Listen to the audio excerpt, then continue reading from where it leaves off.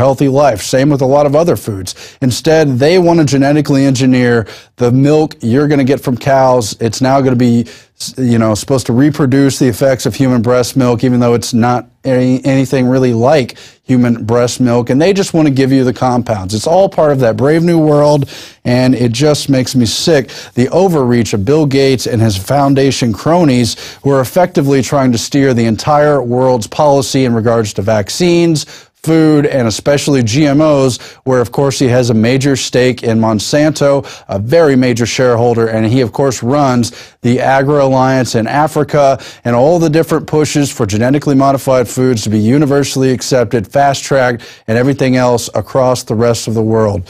And this is just another step in trying to take over your life in the name of giving you good health.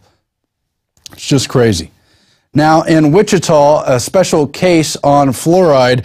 Travis Crank, this is a guy I see all over Facebook, constantly promoting activist items, and now they are launching a propaganda initiative to counter the Wichita, Kansas area propaganda offensive as they now try to finally influence fluoridation in their community.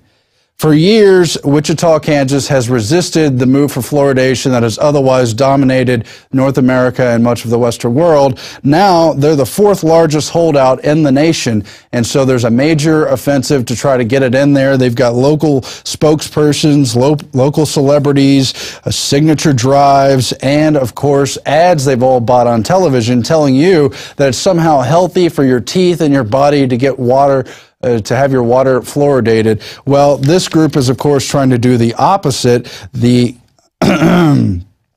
activist group is trying to counteract that and keep the fluoride from being added, but they've had their videos removed, they've had spokespersons speak against them, and they're struggling to get a fair hearing on the local media and in these different meetings in the area. So they're calling on activists to descend on Wichita, make that a bulwark for freedom against fluoridation.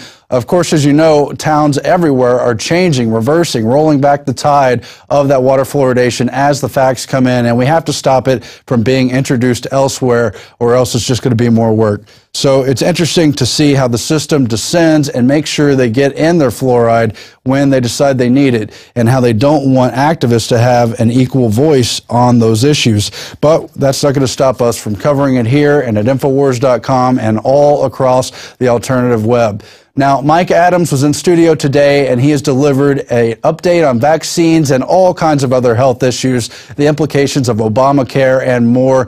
As you know from watching his work at naturalnews.com, here hosting the InfoWars Nightly News, and on Alex's live radio show, he's just an absolute expert on these health issues. He's going to give you a key update in this video right here. Hi, this is Mike Adams, the Health Ranger, with a special report for InfoWars Nightly News. There's been a lot of breaking news now about Big Pharma. Runaway criminality and fraud has now gone on the public record, involving 3 different companies, 2 of which are involved in lawsuits. In fact, we're going to talk about tonight GlaxoSmithKline. We're going to talk about Merck and its vaccines, and also Pfizer. These are 3 of the largest pharmaceutical companies in the world, and they now find themselves steeped in controversy, fraud, criminality, and lawsuits. We'll start with GlaxoSmithKline. This company just pleaded guilty to criminal behavior and is now paying a $3 billion fine. That's to cover both criminal and civil penalties to the United States government. And according to documents that surfaced in this investigation, which was a 9-year investigation by the U.S. government, GlaxoSmithKline engaged in all the following behavior. They routinely bribed doctors with luxury vacations and paid speaking gigs. They fabricated drug safety data and lied to the FDA. They defrauded Medicare and Medicaid out of billions of dollars. They deceived regulators about the effectiveness of their drugs. They engaged in off-label marketing, which is illegal. And they relied on these deceptive practices to earn literally billions of dollars selling potentially dangerous drugs to unsuspecting consumers. And all this time, by the way, doctors went along with it. So doctors were bribed. They were sent on exotic vacations to Hawaii and other locations like the Bahamas. And they accepted the money, and they continued to prescribe the drugs as long as they were getting paid.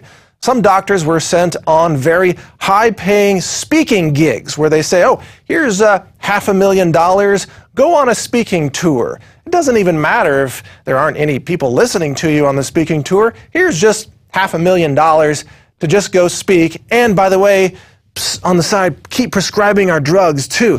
That's the way it works in the pharmaceutical industry. Now we have proof of that.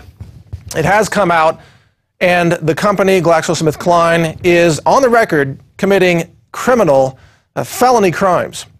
Now, you may ask, well, how come nobody at GlaxoSmithKline is being arrested for this? Why aren't the CEOs being marched and having a perp walk, so to speak, in handcuffs out the building with all the media looking on? The answer is the U.S. government doesn't care about the runaway criminality of the pharmaceutical industry.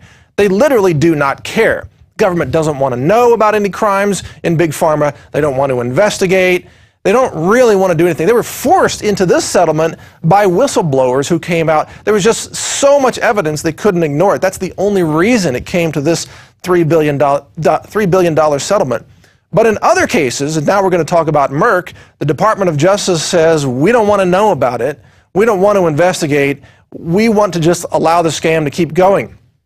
And this involves two virologists, former employees of Merck, which has a monopoly on the manufacture of the mumps vaccine in the United States. Merck has been granted a monopoly over the mumps vaccine by the U.S. Food and Drug Administration, the FDA. This monopoly has existed since 1967, but it is dependent on Merck being able to demonstrate a 95% effectiveness rate for its mumps vaccine, which is part of the infamous MMR vaccine that many people believe is tied to autism and neurological disorders. So in order to create this 95% efficacy rate, according to the two virologists of Merck who went public with a False Claims Act filed in 2010, Merck actually fabricated its test results. And these virologists say they witnessed it firsthand. Merck fabricated it and then designed a second test, and they spiked it with animal antibodies. Yeah, the complete scientific fraud, medical fraud, according to these virologists, and then presented that information to the FDA to say, hey, it's 95% effective. See, look at the antibodies in the formula, even though it was spiked with animal antibodies. Again, complete quackery and fraud being alleged by these two virologists. Merck then went on to threaten those virologists with being thrown in jail if they went public with it, according to their complaint. And Merck lied to regulators and defrauded the U.S. government, according to them, of hundreds of millions of dollars through Medicare and Medicaid fraud, selling a vaccine that was nowhere near 95% effective. Now, a couple of interesting points in all of this.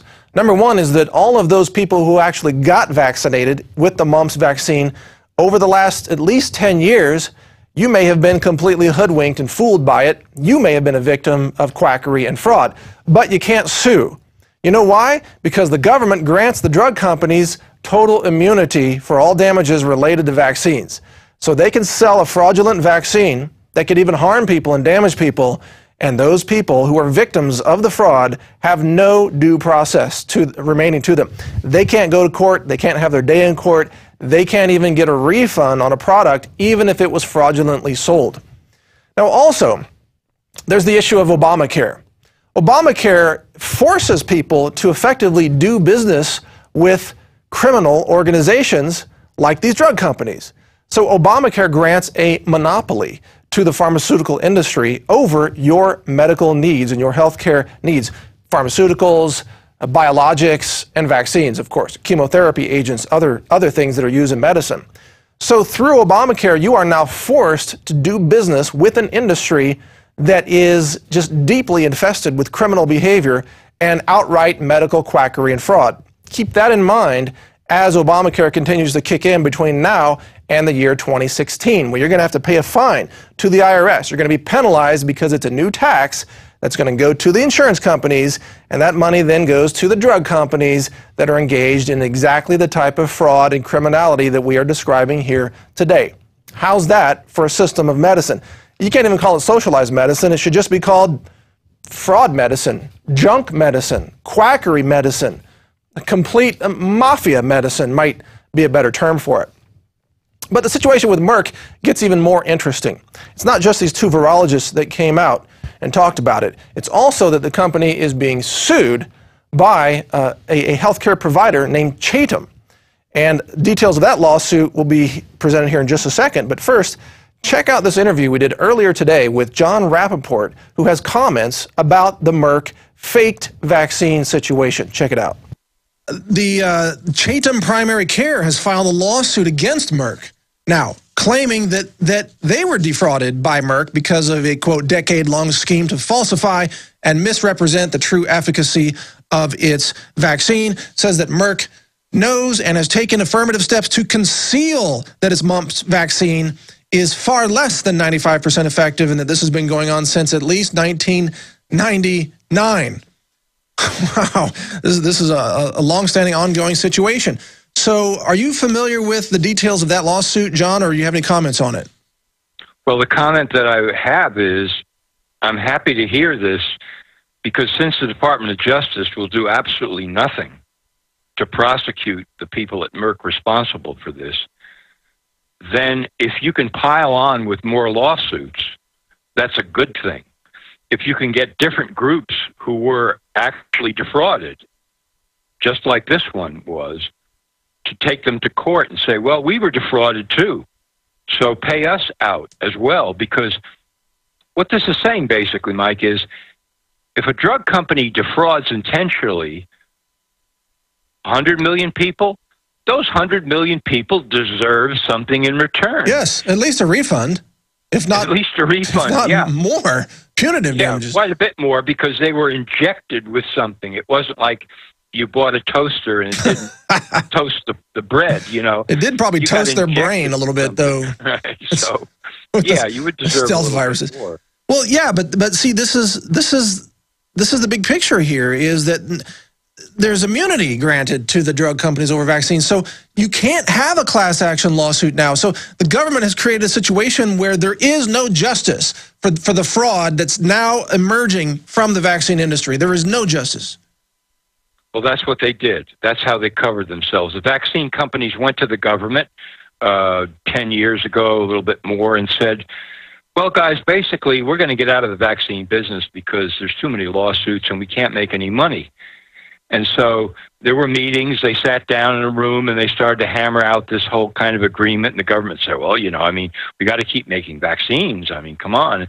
And the drug companies were kind of laughing up their sleeve. And they said, well, look, if you grant us immunity from lawsuits and you create some kind of hokey little government payout system with a lot of red tape, then we can make a deal. And the government said, yeah, sure, why not? We can do that. And that's what happened. And that's why you've got this very limited window of opportunity to make these drug companies pay for what they do. All right, that was John Rappaport with information about Merck. Now, continuing with the lawsuit against Merck, which has also come out, here's some of the verbiage that's in that lawsuit. It alleges, this is from Chatham Primary Care, it alleges that Merck engaged in a decade-long scheme to falsify and misrepresent the true efficacy of its vaccine. That it fraudulently represented and continues to falsely represent in its labeling that the mumps vaccine has an efficacy rate of 95% or higher, and that Merck knows and has taken steps to conceal that its mumps vaccine has, since at least 1999, been far less than 95% effective.